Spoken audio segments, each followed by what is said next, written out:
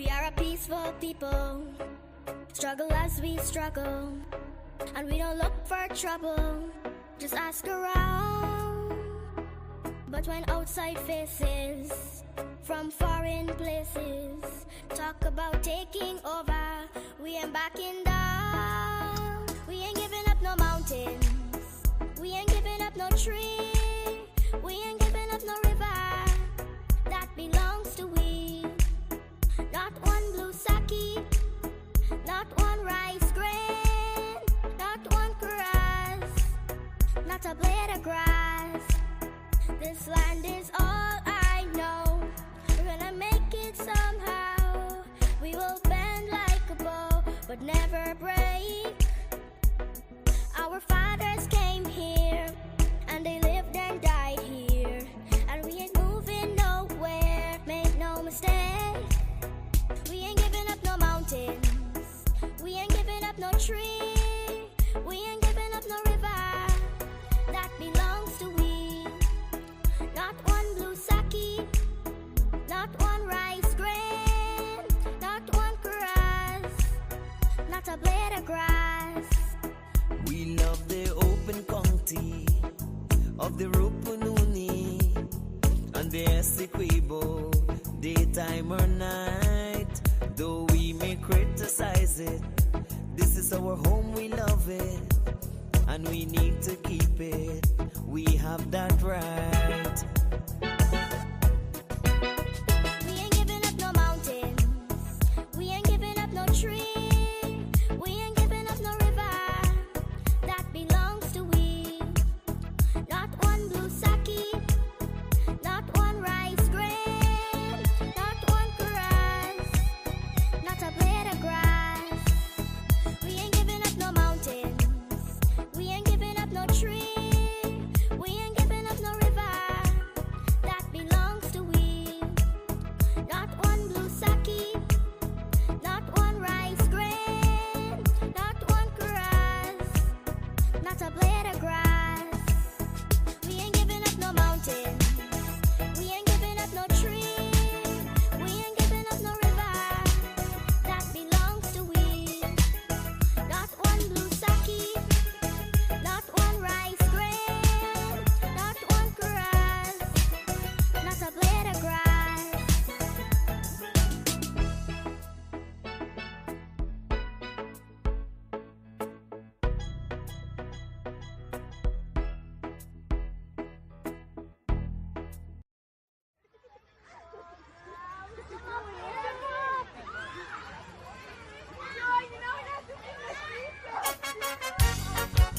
Oh yes, a lot of you gon' vex, but I tell you, sometimes you just got to listen.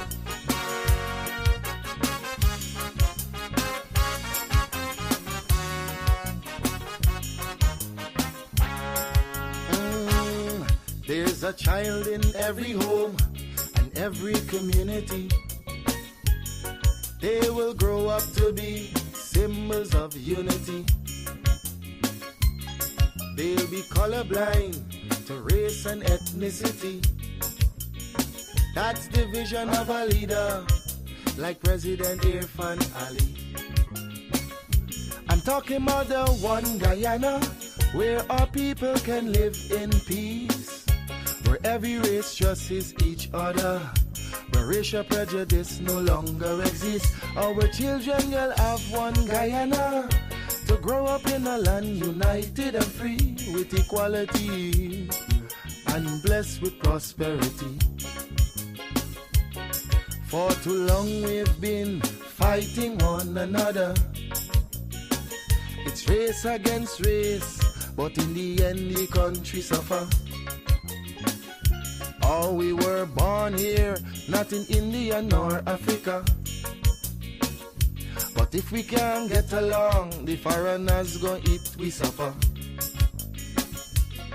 We must put an end to racism. Let it end now with this generation. Together we'll develop this nation. Make Guyana the gem of the Caribbean. Don't listen to them wicked politicians who will divide us to win an election, believe it or not. Guyanese no smarter than that. Yeah, I told you, it's your boy Padmore. Unity is the key. We are all one and we should be treated as one.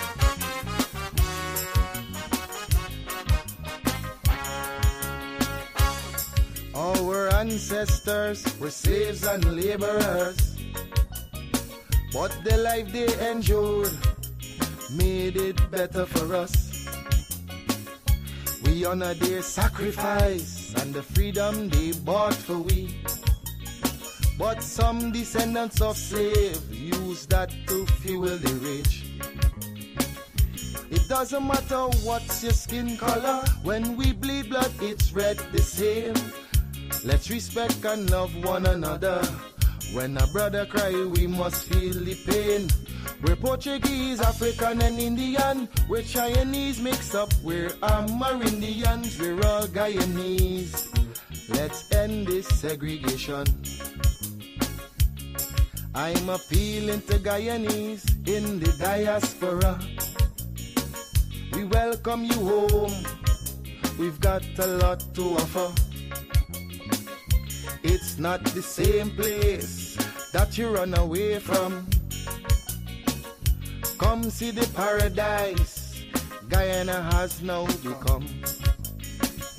I'm talking about the one Guyana where our people can live in peace, where every race trusts each other, where racial prejudice no longer exists. Our children will have one Guyana, to grow up in a land united and free, with equality and blessed with prosperity.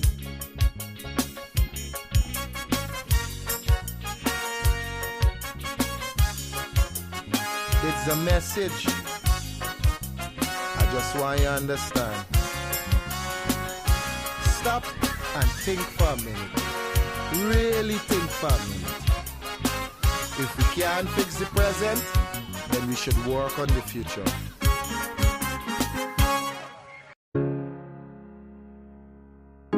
This is Quincy Anderson. You know I love my country. There's no other country better than mine. Welcome to Guyana, land of 6 races, 6 different faces, and we all live in love. Guyana is a beautiful country, no other can compare. Got everything right here, so no other can compare. Guyana is made up of so many natural resources. We don't need no forces, cause we got enough resources. Let's talk about bauxite, gold, diamond, and rice. We got it right here. Guyana ain't going nowhere. We got enough oil too. One Guyana, I love Guyana. Guyana, my country, my home. The only place I call home. One Guyana, I love Guyana.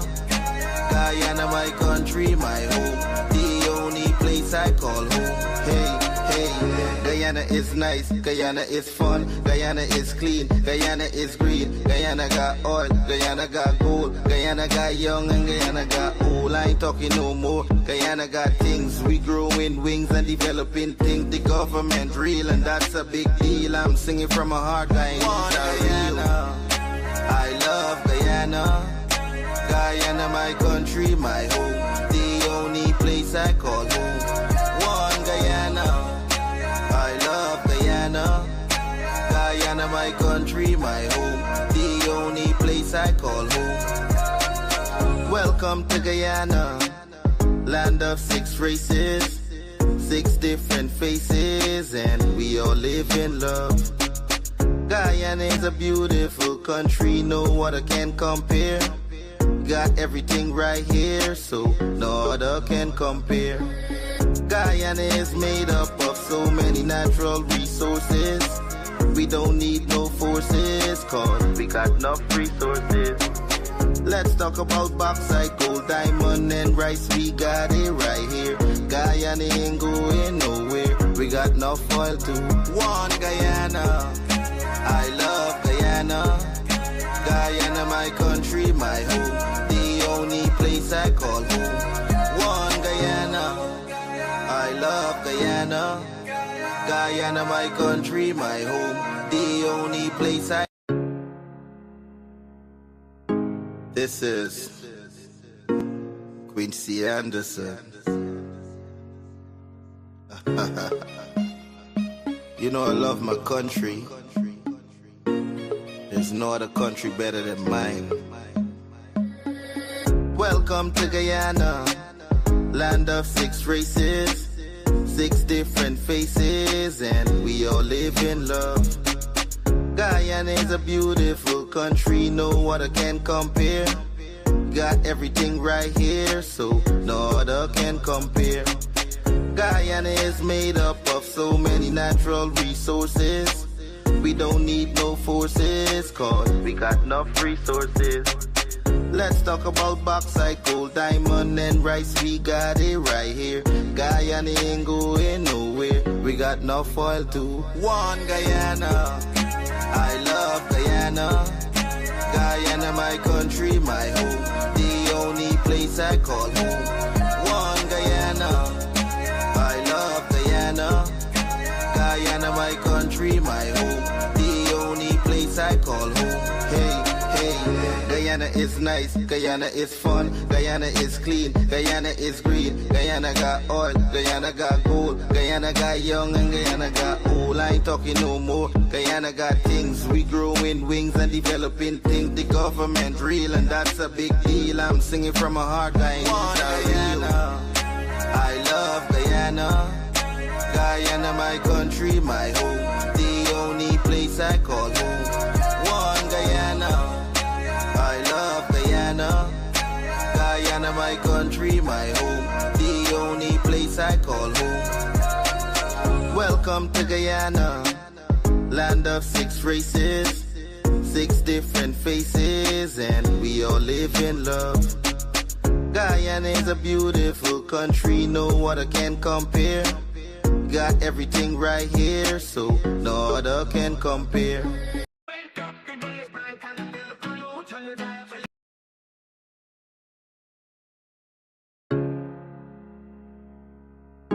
This is Quincy Anderson.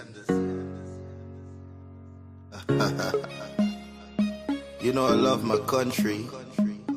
There's no other country better than mine. Welcome to Guyana, land of 6 races, 6 different faces, and we all live in love. Guyana is a beautiful country, no other can compare. The heart of our nation, where voices collide, we're breaking down the policies with truth as our guide. With clarity on the mic, bringing light to the fight. Together we're ready, shining bright. Behind the agenda, plans in our hands, exploring the progress where every voice stands. From the ground impact to the oil and gas scene, together we'll build a future strong and keen. We'll dive into the data, the numbers don't lie, examining the challenges, reaching for the sky. Education, infrastructure, let's pave the way. With fiscal responsibility, we'll seize the day. Behind the agenda, plans in our hands, exploring the progress where every voice stands. From the ground impact to the oil and gas scene, together we'll build a future strong and keen. Whoa, tune in every Wednesday, feel the vibe, for the stories and insights that we prescribe. Plans, policies, and programs we'll uncover. With every discussion, let's support one another. Behind the agenda, plans in our hands, exploring the progress where every voice stands. From the ground impact to the oil and gas sea, together we'll build a future strong and keen.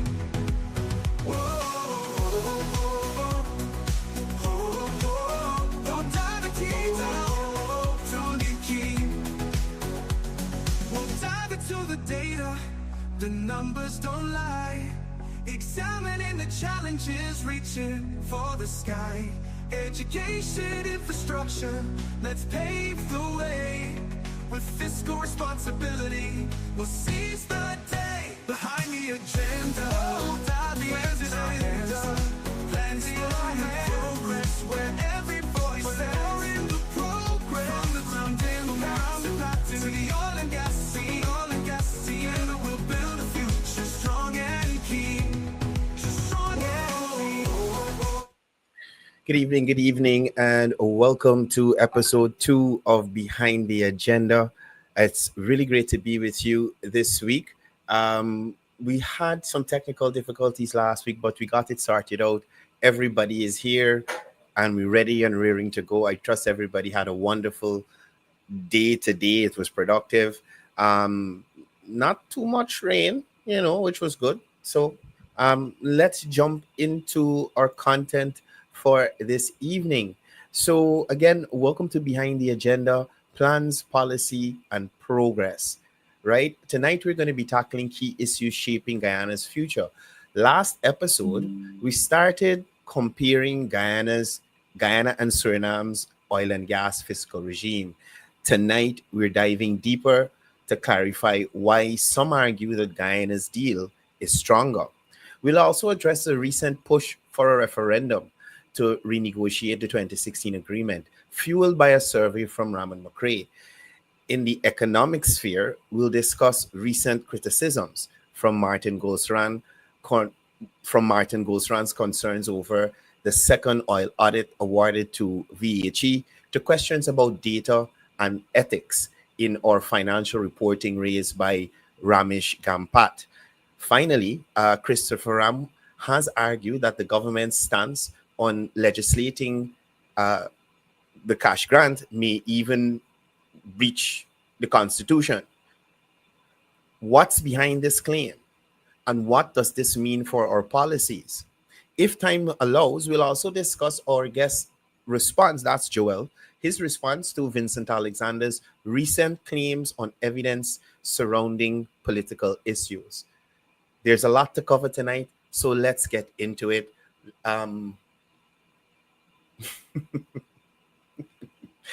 Joel.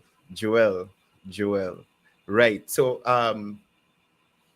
I didn't even look down here. Hold on a second. I think Joel stepped away from his sister. Oh, he's here. All right. So guys, join me in welcoming on screen our guest as normal, Joel Bagwoodin. Thank you for being here with us. Good evening to you, brother. I thought you get away on midday, man. Good evening. No. I was hustling to have dinner, and then I forgot to turn on the camera. So I'm now having my tea.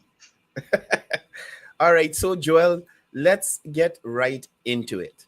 In the last episode, we left off with the comparison between Guyana and Suriname's fiscal regime. You argued that Guyana has a better deal in actuality than Suriname. Let's pick up where we left off on this topic and explain in some more detail for the Guyanese population. All right.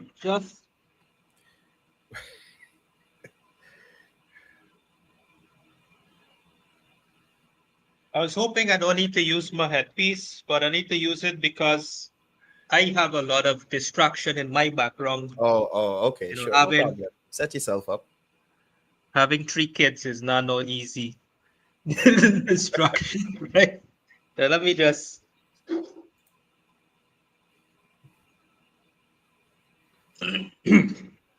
Yeah, am I being heard here? Yeah, we're getting you still.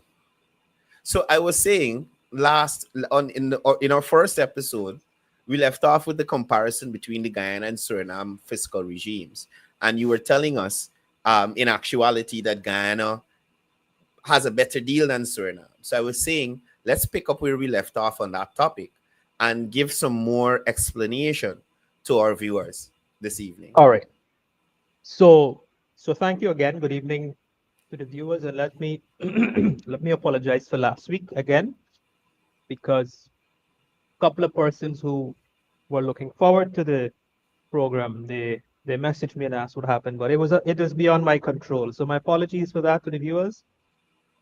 Now, on the question of the oil deal, I want to permit me, Cardell, to give some important context and background. Let's start from the point of the 2015, what happened in 2015. Because the background is important to understand how we got that deal, the deal in its original form in 2016, and what has the government of today done to extract more benefit and more value to the country from the same deal without changing the fiscal terms. And we'll talk about, the implications. There's a lot of implications. But I don't just want to get into the implications. I want people to understand the background and the context before we get to Suriname. So in 2015, you would recall we had a regime change. Right. We had a regime change. Alexander.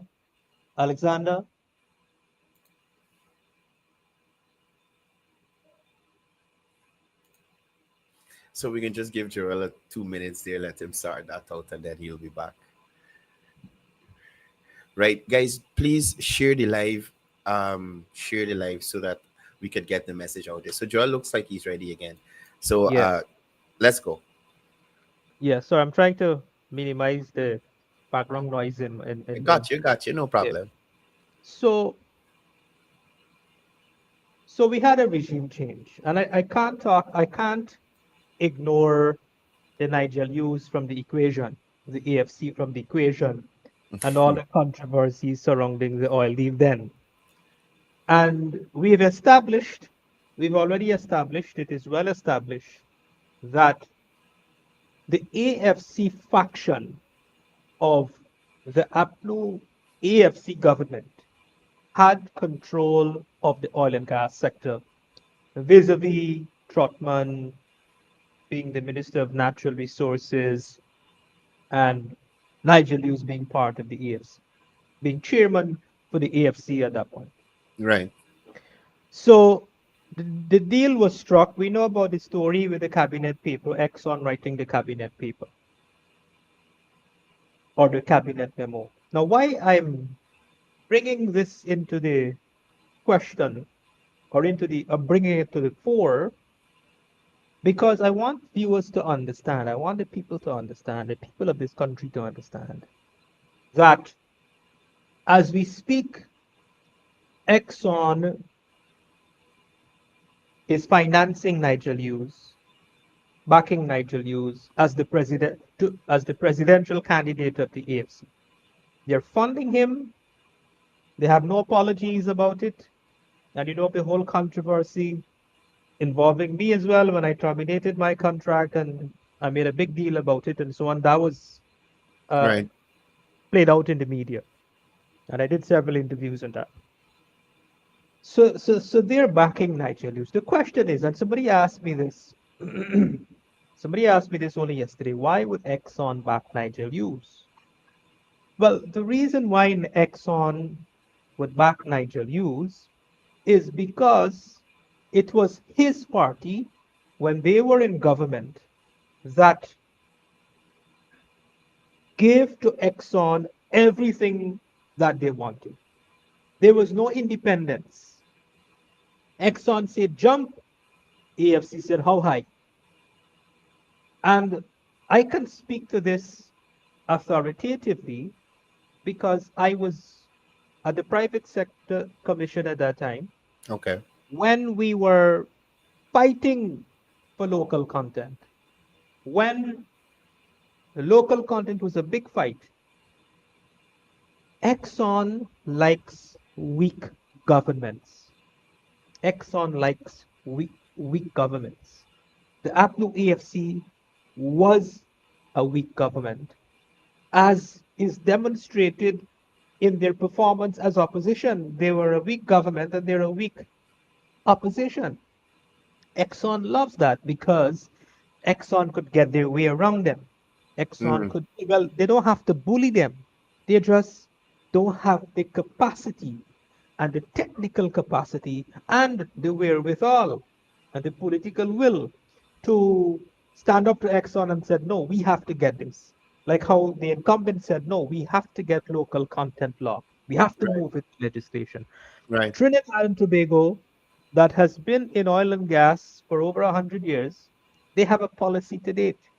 They don't have legislation, right? And that is how oil companies work. I call it the politics of oil. So Mm, this is why I want to give this background because and bring Nigel Hughes into the equation because that is precisely why they're funding him because they love weak governments and weak leaders that would do everything in their favor. That is not the case with the PPP government. Although you have the critics and the Glenlal and all the others would say otherwise, the reality is different. The truth of the matter is different. Unfortunately, the government, whether unfortunately or fortunately, the government would not say, because I know of things that the government has done, has gotten with Exxon, that Exxon never liked, but they have never publicly tell the story how difficult it is to get their way with Exxon, and they have succeeded. For example, the gas to energy project. The government has never told the full story behind the gas to energy project.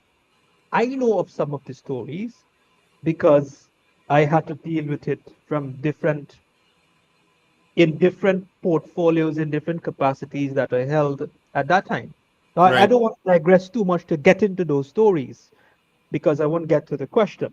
But I just want to leave this maybe some other time we could dedicate a special program to deal with the politics of oil and Exxon and all these other different issues that I'm briefly referencing. But I want to, predicate what I'm saying against this background. So that's the first thing to understand. Now, when the oil industry, the other important point is the oil industry is a global industry.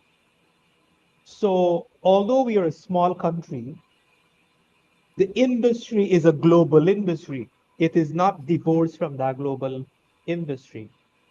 So, if at that time in 2016, you look at the fiscal regimes for oil and gas across the world, it was way better than that. If you look Mm, at comparatively.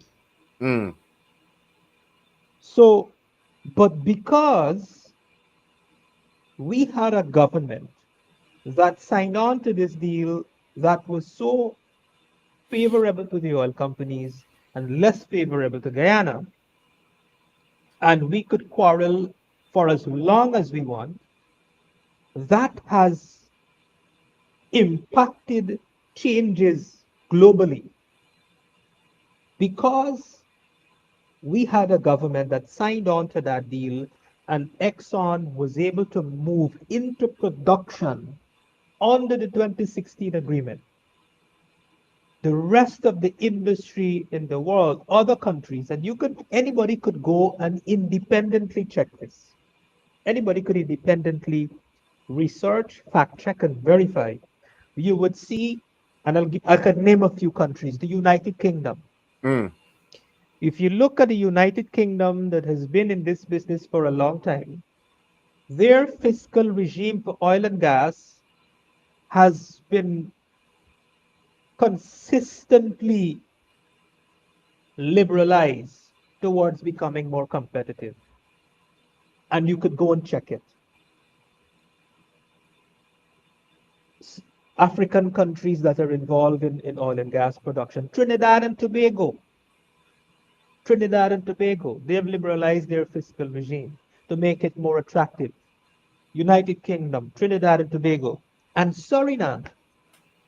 Although Suriname has reported that they're moving to forced oil in 2028 with the terms that was well covered in the local media, the 6.25% royalty, the 36% taxes, and the profit oil. What was not reported, and I managed to get this information from within the industry, so this is not speculation or third party information. This is solid information from within the industry. Mm. That information is that that the oil company, which I believe is Total, is it Total? I can't remember. Total, whichever company it is, I can't remember the name right now. But the oil company is in negotiation with the Surinamese authorities for an even better deal. You understand? Yeah. So, and you take random countries. So, sir, this is not reported. I am now putting this out in the public domain. The industry is aware of this. I don't know if the government is aware of this, but Suriname is in negotiation with the oil company for even a better deal. So it's not final as yet. But of course, what do you think Suriname gonna do? You think they're gonna fight and hold on and say no, because and this is all because of what happened in Guyana in 2016. Naturally, all the rest of the oil producing countries in the world, they have started to, because they have to compete. We're competing in a global industry for investment. And Right. then you have all these changes with climate and so on. So these are the kinds of discussions that are unfortunately absent in our public space on these issues, only wanting over and over and over a referendum and renegotiate. But Forward to that.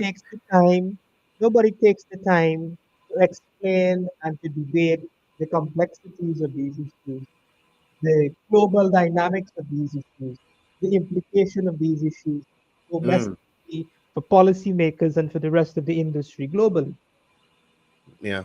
So, so that's the second point to note. What is the second point? The 2016 agreement of that our government at that time signed on to has naturally caused other countries to start liberalizing their fiscal regime in order Wow. to attract investment. And this could be independently verified. You just have to go and do the research and you would see the changes Trinidad and Tobago has made at some point when when their negotiation is concluded, at some point that will become public information from the horse's mouth. But you don't have to wait until Suriname. Just look at Trinidad, look at the United Kingdom, look at what's this other country? Namibia. Namibia is the new is the new hotspot, and they're looking at Guyana. Namibia is looking. I've been talking to since for the past 3 years, 2.5, nearly 3 years. Right. I've been talking to some stakeholders from Namibia who reached out to me on LinkedIn. They came to Ghana, they came to the energy conference, and they're studying Guyana as a model. They're studying Guyana as a model, and we had a lot of exchanges. And today I'm still in contact with them. We exchange information and so on. So you have a lot of countries looking at our model as well to learn to take back to their own country or to replicate. And that is something that we should be proud of as Guyanese. Mm. So that's the second thing. The third thing is now, the third point. Let's come now to the domestic. political ramifications. The domestic political ramifications were such that when we had the no confidence motion, as you would recall, in December 2018, as per the Constitution, as I understand it, you ought to have an election 3 months thereafter. Correct. Right? Now, the Constitution provides for all the different scenarios under which you could have an election, snap election, no confidence motion, or whether you go to the full 5-year cycle and then. So there are three conditions under which you could have, if I recall, if I recall correctly, there are three conditions as per the Constitution of Guyana under which you could have a national election. And I think we've used all three. From the no confidence motion, the snap election, and the regular 5-year cycle. Regular, yeah. 5-year cycle. Under all three conditions, the Elections Commission ought to be able to pull off an election within 3 months. Right?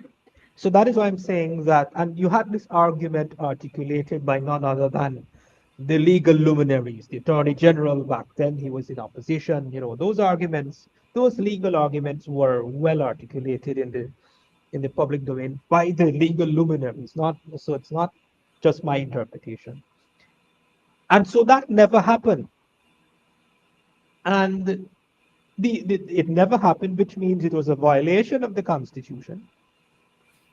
And they went on to operate as though they were running a normal government, as though the no confidence motion never happened. Yeah. But we were really in a constitutional crisis.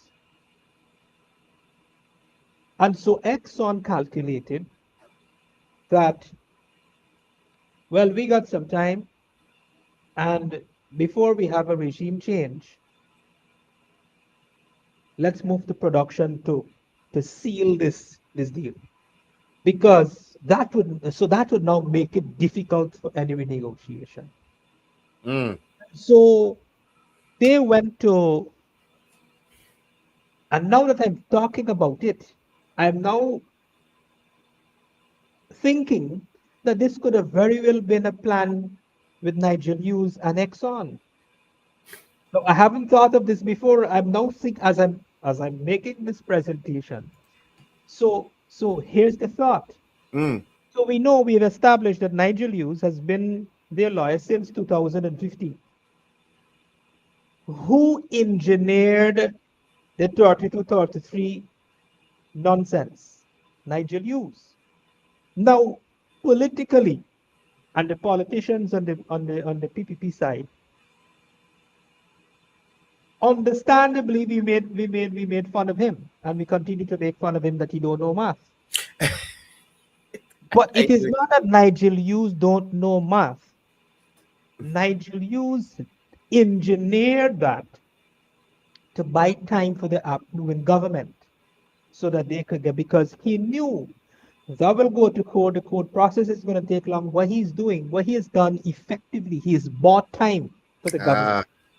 Who else did he buy time for? Exxon to move the production in 2019. You understand? I get that. Yeah.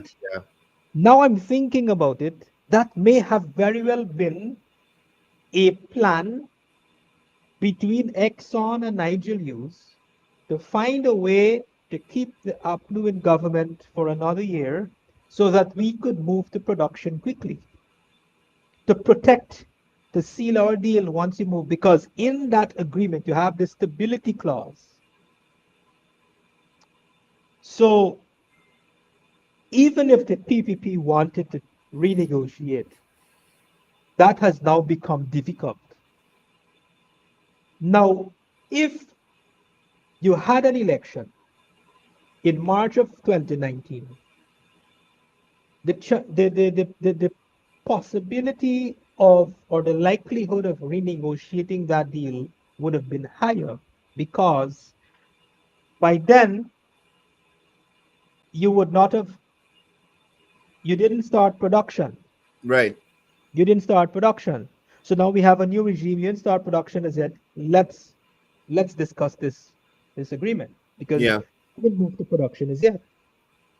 You understand? And this is what happened. There is another country that I read that Kaicho News took, and they use this as an example, as a benchmark. Oh, look, this African country, this young leader, he is going to renegotiate. But they didn't study the thing and tell you the full story. There was an African country. I can't remember the name of the country, but Burkina Faso. I can't remember the name either. But it's a young man, one of the youngest presidents recently elected. I think this was last year. Mm. Youngest president, youngest African president, who, as soon as he was elected, he said to the oil companies, we're renegotiating. We're going to look at all our deal of the oil deals, the agreements. Now, if you do a simple Google research on that, you would quickly learn that when he said that we're going to renegotiate those deals after he was just elected, his first order of business, those are deals that have not yet gone to production. There was no investment decision as yet by those companies. And so the window for negotiation is still open. And that was not reported locally when they Mm. carried the story. So you got to understand this thing. Same thing with Trinidad and Tobago. It has been reported in Ghana that Trinidad did the same thing. How come we can't do it? But Trinidad and Tobago, when they renegotiated their deal, they were renegotiating a contract that was close to expiration or contracts that had already expired. So the 2016 agreement, it has a life. It has an expiration date. So towards the end of expiration, well then when that contract ends, you could negotiate new terms for a new Right. contract. That is what Trinidad did. They didn't stop 4 years into the contract that has a life of 30 years to renegotiate. And you ask any one of the critics of government, show me a single case example from any country in the world that has renegotiated an active oil contract that is only 4 years old. There is Oh, none. There is none. So these are the kind of the nuances that do not get coverage and people don't report on or nobody takes the time to explain, no. for people to really understand, Yeah. right? So because they now coming back to the 2019, they started production. We had an elections in March 2020. Government changed 5 months after. You had you had a new government, the PPP. They were sworn in 5 months after, and you had a whole election fiasco. By then, Exxon already producing oil, save and except for the COVID-19, the COVID period when they had to slow down or stop production for that period. In fact, no, I don't think they stopped production. Production they were still producing, if I'm not mistaken. But those are the events that made it that complicated the issue of renegotiation. And Mm. why it complicated it? Because it has now it, it is now an active contract, right? And you have the stability clause that says if there are any changes made to the fiscal terms that would materially impact Exxon's fiscal benefits, then the country would have to compensate the difference. That's the stability clause. And then the other subsection of the same stability clause says that any change to the terms and condition of this agreement, that both parties have to agree. And Right. Exxon has already said that they are not changing it. Yeah. Yeah. You have a disagreement there. So that makes it practically impossible. Well, not really impossible. You could change it unilaterally, but there are consequences, there are implications. No. And you now that you mentioned the implications, and you spoke whilst you were explaining there, you spoke about implications, renegotiation. I want to take you a little off of our well, not off of the discussion, but I want to bring you over to this debate about this referendum in terms of renegotiating the same contract that you're talking about. And this was triggered by a survey from Raman McRae. I'd like to hear your views on that survey, the referendum, and the implications, as you have been mentioning, about the implications of a renegotiation for Guyana. Right. So now, with all of the above that I've just explained, bear that in mind. Now let's deal with the implication, and let me speak to the referendum first. So the referendum was engineered out of this so-called survey that was conducted by Raman McRae. Now I looked at, now he did not publish the full survey report and his methodology, etc. He wrote a column with the summary findings of the survey. Now, I'm in some private sector groupings, and I saw when the survey was sent out.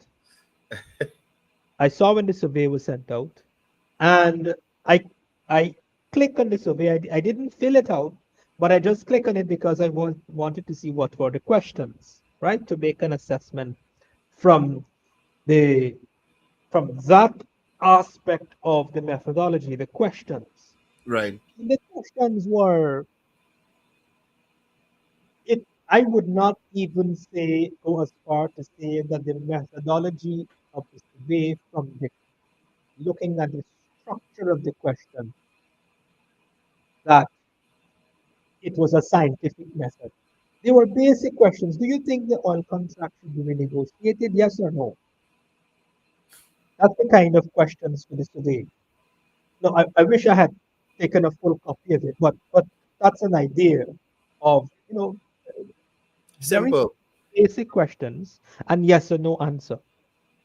Now, what's the problem with that? The problem with that is, now if you ask me, and let me tell you this, if we do have a referendum and you put what Raman McRae suggests, we put on the ballot, should we renegotiate the contract? Now, I would vote in principle, I would say yes. I, Joel Bhagwandin, would say yes, in principle. I am in favor of renegotiation. But you're going to Right. have a question.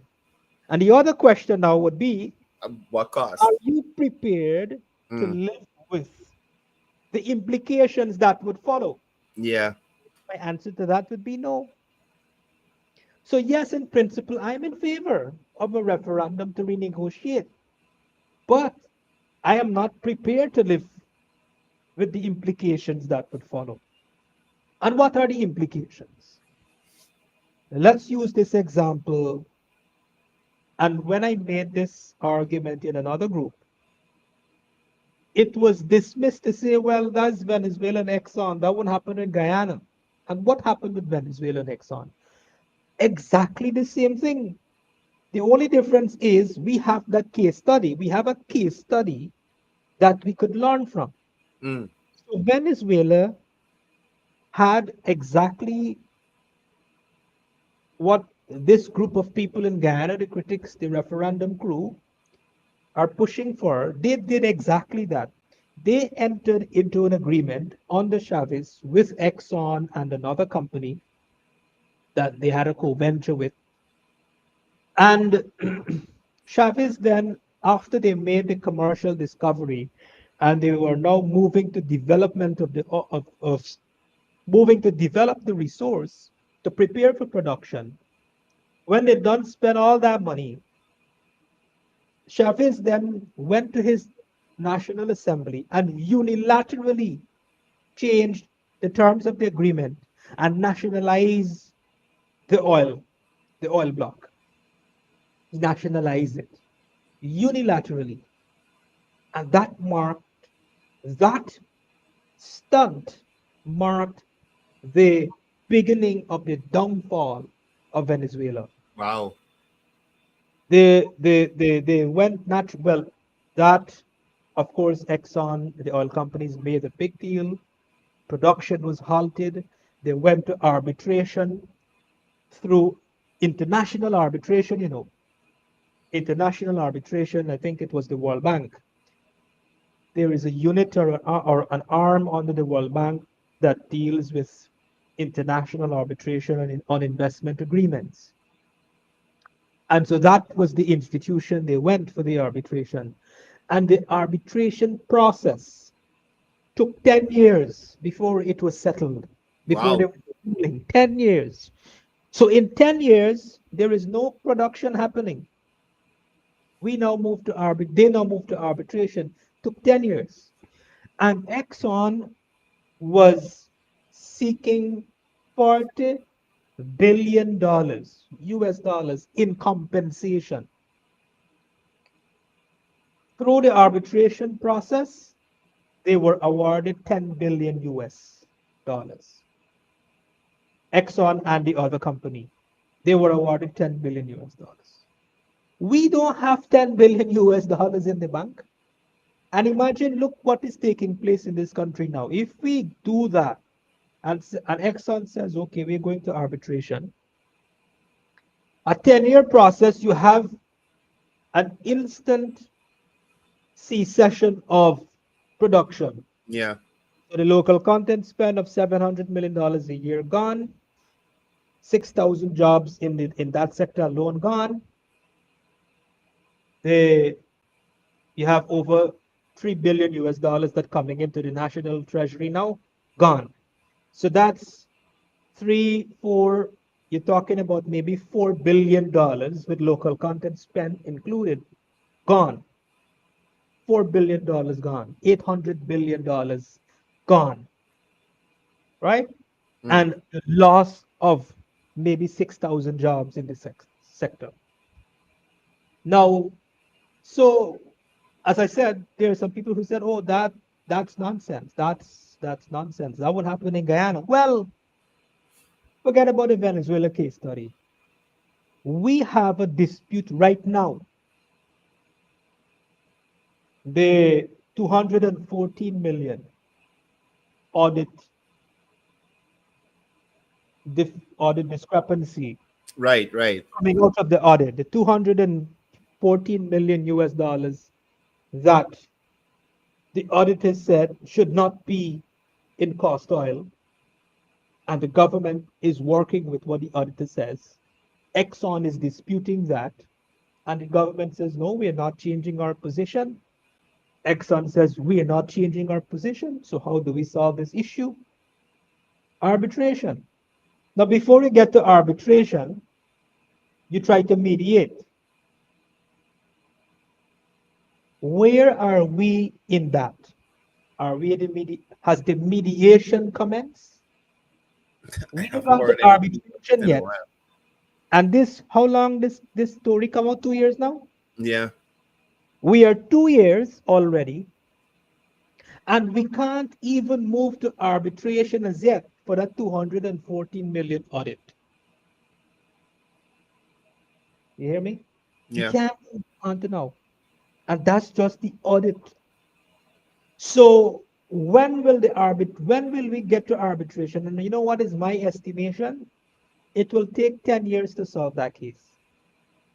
It will take 10 or more years to solve that case. The same thing would happen if we do a referendum and we go, listen, unilaterally, let's change this. Exxon take us to arbitration. It will take another 10 years. So we're talking about the loss of $800 billion implication, plus the multiplier of that, plus the cost of the process of arbitration. So we're losing because we're going to have to find money. You think I want to live with that? Now, bring that in principle, as I said, I will vote yes. I support this in principle. But you got to put another question. Are you prepared to live with the consequences that would follow? No. So where does that leave us? Right? Yeah. So that is why I said the survey from the very beginning in terms of how the questions were designed, the design of the survey was not even scientific according to my standard. Then the sample size based on what was reported represented 0.008% of the population. Look. Not even 1%. Oh boy. 0.008% of Guyanese. That is what the sample size represented. And I bet you know who are those people who participated? Themselves. The OGGN crew, those boys over at the Oil and Gas Governance Network, among themselves, them alone is about 50 of them. Kaichur News, Glenn Lal and all his staff. That's another 50, that's 100. Right? And Oh my it was goodness. so that was, and then this representing the views of all Guyanese, and that's how they sell the story. Yeah. All this Glenn Lal and his staff, Raman McRae and his staff, because and knowing the kind of personality he is, that will be an instruction, you know. That will be if he got 50 staff working with him, they will be instructed. You full survey. So if he got 50, Glenn Lal got 50, that's 100. OGGN, that group of old boys club, there's another about 30 of them in that group. They right? can get it. They can get it free from That's GHRE. 130. That's 130. Then AFC, the AFC pension plan group. It's another how much? Maybe 20, 30 of them. So about 160, right? So that's the group. That is the group that participated in this survey, right? That was then sold to the Guyanese public. Guyanese want renegotiation. Yeah. We must bring referendum. Ah, boy. 0.008% of Guyanese living abroad and home. You have about 1 million Guyanese living abroad. They have a say too. They have a say. And you have maybe 800,000 the population here in Ghana, estimatedly. Yeah. So it was very comical, very, very comical, unscientific, and easily discredited. No, I want to go to. There have been several articles chastising the government in relation, well, on several issues. The first one I want to touch on and get your comments on. And then Gulsaran reportedly slammed the award of the second oil audit to VHE. Share your thoughts on that. Gulsharan should be the last person on the planet. What happened to you tonight, Joel? He should be the last person on the planet to talk about ethics and to critique any auditing firm in this country. Gulsharan is, or was rather, he was a beneficiary financially, handsomely financially, of breaches of the procurement law, where he himself said, this is not allegation, he said in his column that Winston Jordan called him, which one of these contracts you want, or how many you want. Gulsharan alone walk away with over $20 million. Over $20 million for those audits that were not They were gifted to him. They were not awarded to him through the procurement process. Yeah. So he has absolutely no, he has zero authority, zero moral authority to criticize the award of any contract.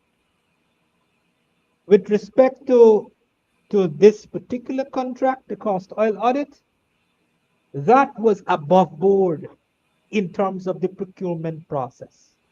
It was above board. Follow the procure, it went through the the rigidity of the procurement law with respect to the award of that contract in Yeah. terms of evaluation, etc. And so he has no authority, no moral and ethical authority to speak on that. You understand? He has to, if he was such a man of such moral standing, then he should have never accepted when the minister called him. He should have never accepted that. So You that's my you comment in you relation to Mr. you, you know he got turned down the 20 million. He got do it. Now I want to jump over to Ramesh Gampat. Now he had a letter in the Starbrook News, and he was arguing that the half-year reports raise issues on ethics, data, language, and trust. Share your thoughts on that there for me. So Ramesh Gampat is, now you see, in when these so-called analysts and economists, when they become so petty and so painstaking, bordering their argument in the in towards a political leaning, then you got to question, who is this person? Who is Mm, he? So right. let me tell you, who is he? Because when you understand the personality and who they are, then you understand and appreciate where they're coming from. So let me tell you a little bit about Ramesh Gampat. Ramesh Gampat he is probably more than twice my age. And in a few weeks, I will turn 35. I'll be 35 in a couple of weeks. So he's more than twice my age, right? I have read Ramesh's work. He is one of few, we don't have a lot of economists in this country, right? We probably have one practitioner economist in the person of the vice president. He was and is a practitioner. There's a difference between practitioners and academics. Big difference. Okay. Think of Barajagbio versus Clive Thomas. That's the difference. Barajagbio is a practitioner. Right. Clive Thomas is an academic. All he does is write papers, but he's Right. never Right. Right. implemented anything. He's never managed an economy. He's never made No real decisions. world That type of experience. stuff, right? That's the difference between these guys. So Ramesh is an academic. He's not a practitioner. He's an academic. And so I have read some of his work that were published way back in the 90s, early 2000, way many years ago, 20, 30 years ago. And they were good stuff. Good stuff. The man know his stuff. He's very good as an economist, right? So because I've been exposed to his work dating 3 decades ago, or 30 years old work, more than 30 years old, some of them. He's authored a lot of books and so on. And when I see the type of stuff he writes these days, I want to know if this is the same person. Mm, So I was confused. And then somebody who knows him, and in his same age group, who knows him well for all these years in his same age, who called me and said, Joel, you know what's the problem with this guy? Now he belonged to a group. Now I'm a Hindu, right? You know, like how you got Afrocentric people, you also have Indocentric people. Right. So he belonged to an Indo-centric group or a Hindu-centric group of a particular class that thinks highly of themselves, that they're the best there is, and everybody else less are lesser beings than themselves. And so he always had a track record of criticizing anybody and everything because he thinks he's the best, he's in this grouping, he belongs to this grouping, and so nobody else should challenge him, right? Everything is wrong. So when you read his writings, he criticized the Bank of Guyana, he criticizing the Bureau of Statistics. Now, when you attack these two institutions, what you don't know is the Bank of Guyana and the Bureau of Statistics. These two institutions are endowed with some of our best statisticians, Mm. analysts, professionals, and economists, the best in the country. I can't put myself in those people's shoes. Me, right? The, some of the best. And he's attacking them. Oh, you don't have an econometrics model. You don't have this. You don't, all these things wrong. But the problem I have with him, if you're saying that, and particularly with respect to his criticism of the GDP growth, so he's disputing the 49% half year growth, Mm. saying the Bank of Guyana, they can't write properly, they can't explain the thing properly, that they're confused. He, in his criticism, he has made some very, very, very elementary errors. For example, he said that he don't know because of how they structure the language if the comparative period is the end of December 2023 or when. So he assumed it's the end of December 2023, which is the comparative period for the half year growth of 49%, January to June 2024. Now, that is wrong. Any person would know that is wrong because when you're doing comparative analysis, you got to compare like with like. Mm. You can't compare a 6-month growth with a 12-month previous year growth. You Right. got to compare half year with half year. So it is understood, even if it is not stated expressly, it is understood, and an economist should know that if it is reported that the half year growth obtained in January to June 2024 is 49%, it therefore means the comparative period is Similar January to period. June 2023, the Right. corresponding period. That is basic. So for him to write, he don't know. What the hell? This is not the man who I read in 30 years ago work. This Right. could never be the economist. Then he disputed the 49. Oh, this could never be 49%. Now, and in my response to him, which tablet was, by the way, never published, right?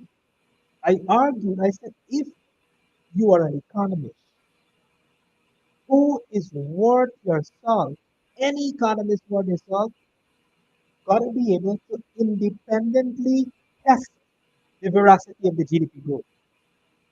Now, he said that the GDP table was not reported for the half year, so he don't know where is the growth. And then I said, well, you got the production data. Mm. The production data is reported, and he responds saying that, well, production data is not growth. This I don't know what you're talking about. Referring to the read. So then I respond to him and say, if you're an economist, I don't have to explain to you. I'm mindful of who I'm addressing. I'm addressing an economist. So I don't have to explain to you that if you don't have the GDP table and you want to ascertain whether 49% is realistic, you can do so by using different techniques. You can extrapolate using data that is available. So if you have production data for all the productive sectors, You have production data for manufacturing sector, agriculture sector, and the subsectors. 80% of the productive sectors except services sector and so on and their subsectors. You have Right. production data for 80% of all the productive sectors.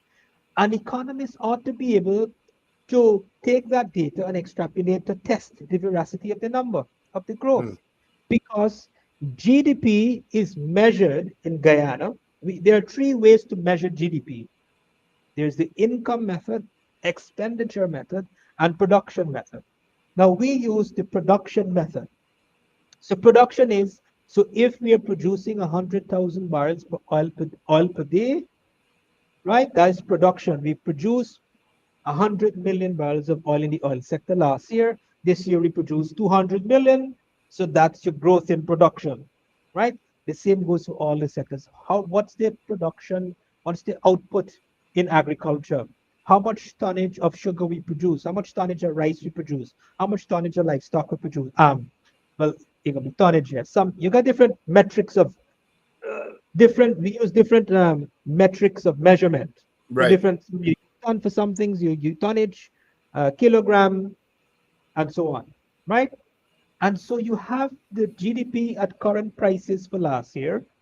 You cannot take the production indicators, multiply it by the current prices, find what was the half year value for last year, and find what is the half year value for this year using last year prices, and then you deflate it using last year's deflator, right? Because real GDP and nominal GDP is two different things.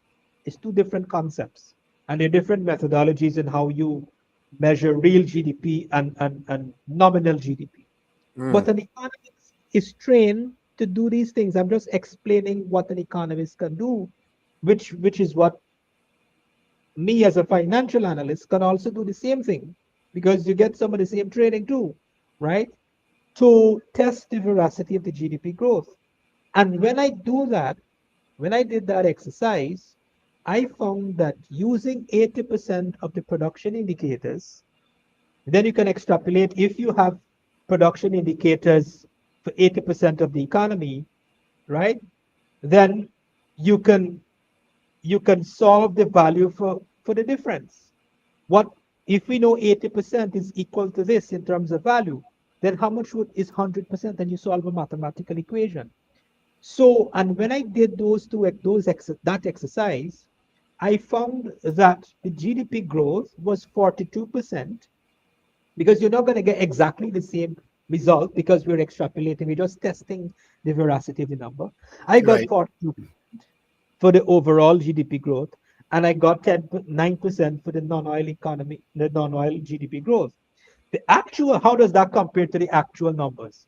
The actual number was 49% and 12% for non-oil economy. Very close, just a few percentage points. So that means the growth that was obtained was independently tested and proven to be correct. So if you understand what I'm saying, you can't say you're an economist and then you're saying that you can't have 49% good. Well, then prove your point. Right. That's prove your, if you think it's not 49%, then prove your point, which he did not. I proved mine. Indeed. Unfortunately, it was never published by No. Starboard. It was in response to him. Right. So, briefly now, Joel, I want to take you back to Christopher Ram. Now, in his weekly column featured in the Starbuck News under the caption, Jagyo promises gross constitutional violation, Ali needs to assert his authority. Now, Ram argued that it is unacceptable. It is unacceptable that the government is not trying to legislate the cash distribution. It's a violation of the constitution. Now, help us understand what Ram is referring to. This violation of the constitution that he's talking about. Now, by commonsensically, by his logic, it therefore means you got to legislate the school children cash grants, you got to legislate public service wages, you got to legislate uh, the old age pension, You gotta legislate spending in social welfare. That's what essentially he's saying.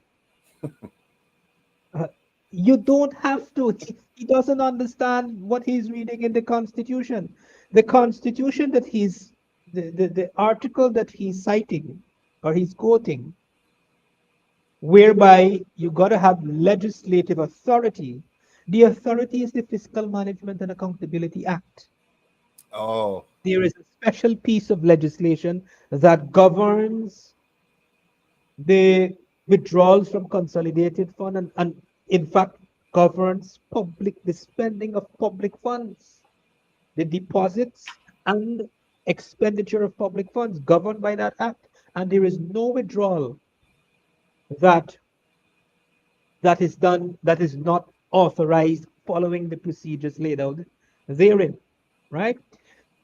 The one time that there was a breach of the Fiscal Management and Accountability Act was Winston Jordan when he circumvented the scrutiny and approval of the National Assembly, violated the Fiscal Management and Accountability Act, withdraw over $140 billion from the government deposit accounts, overdrawn, accumulating a large overdraft balance of $140 billion, never cleared it in 5 years. That was a breach of the Fiscal Management and Accountability Act. Those withdrawals were not authorized. Where was Christopher then? Did he advocate for legislative authority? And what is this legislative authority? The legislative authority, as I said, is governed by that act. And it is through the budget process. You got to prepare a budget. You got to take it to the National Assembly. You got to debate right. it in the National Assembly. Yeah. After the debate, you go through each estimate, line item by line item, agency by agency. The House vote on each one of those line items, and that's how you approve the budget. Then the budget is deemed to be approved.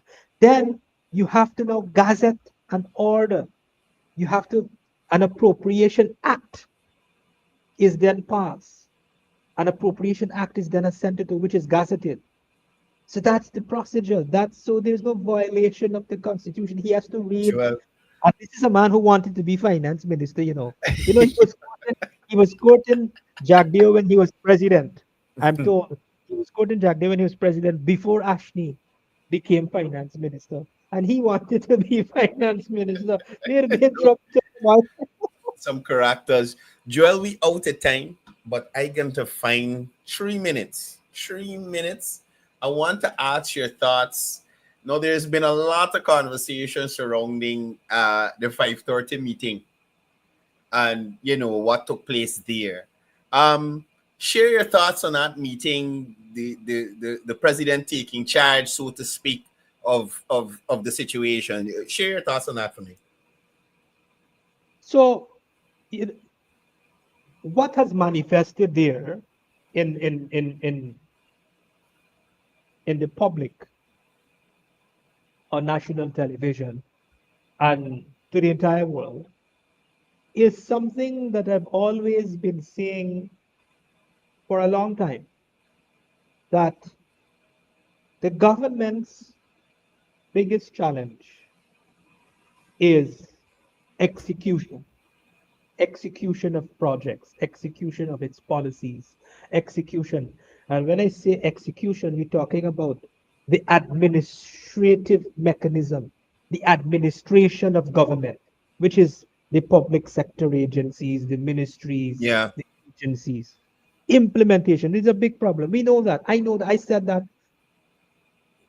more than 4 years ago, right? And I've said it on many occasions. That is exactly what has manifested. And what was exposed is a lot of the things that we already knew of what has been happening, what engineers do, all that type of stuff, and which we have to fix as a country. Now, the other thing I want to say in relation to that is I've seen some commentaries from different groupings of people who are saying, making the point that the ministers are incompetent.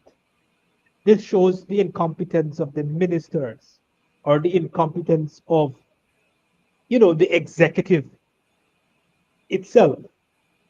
Now, I beg to differ with that view because, in fairness to the executive and the ministers, if you read the Constitution, right? You read the Constitution, the function of the president, the prime minister, the vice president, the cabinet members, the ministers, the permanent secretaries, the functions of those office holders are laid out. It is prescribed in the constitution of the country. And if you read it, you will learn that the ministers, their function, their primary responsibility is policy making. They don't have to get involved in managing the day-to-day operations of the ministries. That is the function of the permanent secretaries, not the ministers. So from that perspective, we can't say that the ministers are incompetent. Mm. And from that perspective, we can't say that the executive is incompetent. But the reality and the practicality is such that the system of administration and the people within that system, it is not functioning as it should. People need more training, they don't have their priorities right. There are many, many different reasons why it is not functioning as it should. And so because it is not functioning as it should, then the administrators of government, meaning now the policymakers, they it is imperative that they do beyond what is required. They now, have to have ministers getting involved in day-to-day running of the ministries. You now have to have a president getting involved in the day-to-day running of the ministries. And it was never meant to be like that. But the reality is such. So we can't say and single out the president and single out the executive and the ministers and say, oh, they're incompetent. No. This is a systemic issue. It is an institutional issue.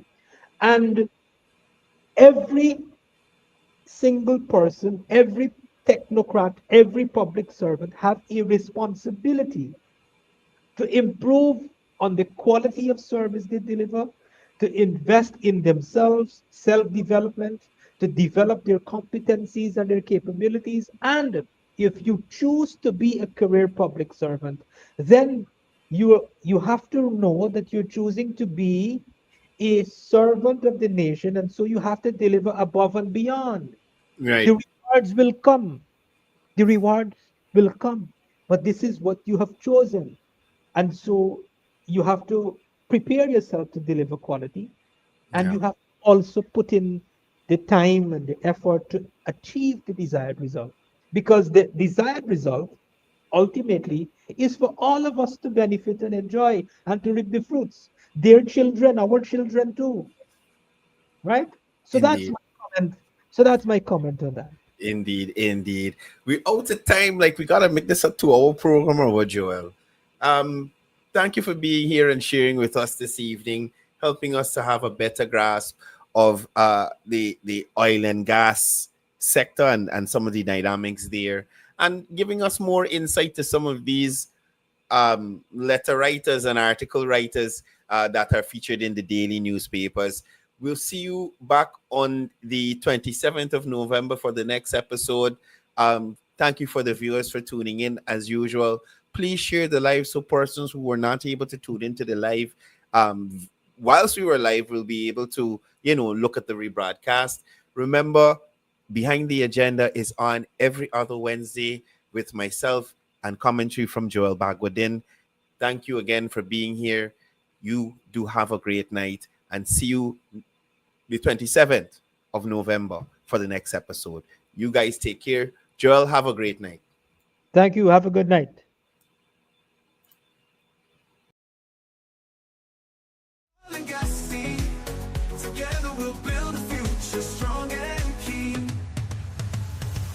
dive into the data, the numbers don't lie. Examining the challenges, reaching for the sky. Education, infrastructure, let's pave the way.